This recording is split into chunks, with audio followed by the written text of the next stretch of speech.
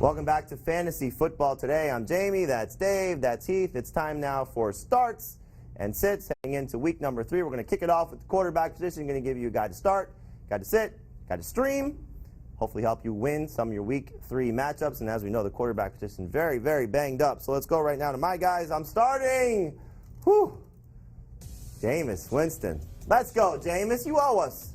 After the struggles you've had through the first 2 weeks of the season. Miserable. Week number 1 against San Francisco. A little bit better against Carolina. Breakout game, though, coming against the Giants. You saw Dak Prescott light up this Giants defense. You saw Josh Allen go for 24 fantasy points. This is the game you've been waiting for Jameis Winston. So buy back into him if you can. I understand it may be difficult, but buy back into him. Start him over Baker Mayfield, who's been absolutely miserable as well through 2 games, but has a brutal matchup against the Rams. Yet to allow a passing touchdown so far on the season. And Mayfield yet to go over 20 fantasy points, despite going for over 300 yards and a touchdown against the Jets on Monday night. And then Jimmy Garoppolo, if you're looking for a streamer, not a bad guy. We'll see what Minkah Fitzpatrick does for the Steelers secondary, but they've struggled through 2 weeks. And I think you'll see Jimmy Garoppolo build off what he did last week, 27 fantasy points. I know it was against basically a JV defense with the Bengals, but coming back home, first home start for him since the ACL tear, I think he will do well. We got questions from you. We have answers for you. Joey wants to know, Baker Mayfield or Matthew Stafford? Dave, answer the question because you like Matthew Stafford. Yeah, Matthew Stafford, I think, is an easy nod over Baker Mayfield. And when I started this week, Matthew Stafford was a sleeper for me.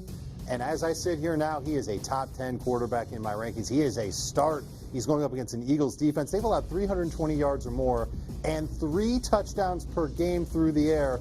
1 was against Matt Ryan, that's to be expected. 1 was against Case Keenum, are you kidding me? And I think the Lions are changing their identity on offense on the fly. You saw them cut C.J. Anderson. They're going to go with more running backs that can catch passes out of the backfield. I think they're going to lean on Matthew Stafford.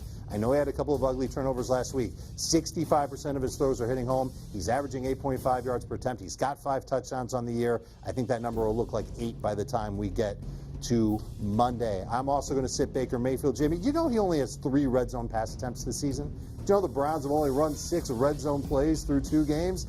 That's not what we expected or what we signed up for with that offense. And then Kyler Murray's a sleeper. I really loved how he's playing. Panthers boundary cornerbacks, they're playing well, but over the middle of the field, I think Kyler Murray can take advantage with Larry Fitzgerald and Christian Kirk. Love both those guys. I'm starting Kyler Murray over Baker Mayfield. Heath, I know you don't necessarily love Josh Allen as a thrower, but you're coming around a little bit on him as a fantasy option. I'm coming around on him as a thrower. 64% completion percentage in his first 2 games, 7.6 yards per attempt. The addition of John Brown and Cole Beasley and a little bit more accuracy from Allen. He still makes bad throws too, but the good ones have been good. I'm starting this week as a top 10 quarterback. I would start him over Aaron Rodgers. The thing that I love the most is that this improvement in passing has not come with one thing they told us might happen, a loss in rushing. He's still averaging 8.5 rush attempts per game. You mentioned the JV defense of the Cincinnati Bengals. That's who he gets this week. I love Allen. I've got Phillip Rivers as a sit. The quarterback is so deep. We always say there's 18 to 20 starters. There's still 18. Is it? I've got him 18th, and I'm fine with 18 starting quarterbacks, but I would sit Phillip Rivers for my streamer, Jacoby Brissett, who has been very good on limited attempts so far this season, 27 and 28. I get a feeling with Atlanta coming into their building this week, we're going to see a little bit more up-tempo, high-scoring game. Wouldn't be surprised if he's at 32 or 33 attempts, and that should lead to 2 to 3 touchdowns from Brissett because they are really throwing in the red zone just like they did when Andrew Luck was there. And it should be interesting to see what the Colts do if Marlon Mack does not play because, again, he's been leading the NFL in rushing attempts through 2 games. So I like Josh Allen, you like Josh Allen, you like Josh Allen. You said something interesting there, though. You're starting Josh Allen over Aaron Rodgers. Really? I'm starting Josh Allen over Aaron Rodgers. I don't think this is a fantastic matchup for Rodgers. He's had a terrible start to the season with the Vikings and the Bears, but I've not seen enough just to anoint him as a top 5 quarterback again. He's still in my top 10. I'm still probably starting him, but I'd rather start Allen with his rushing production and great matchup. I think Allen's got more upside, and it helps Allen if Devin Singletary does not play.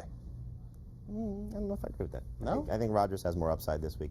Broncos have just not been able to rush the passer, and I think Rodgers That's true. They have no sacks. Sit back there and pick apart that secondary as he's getting more comfortable in Matt LaFleur's offense. But I like the optimism on Allen. For those of you who picked him up, you should feel comfortable starting him. Should have a great game against the Bengals.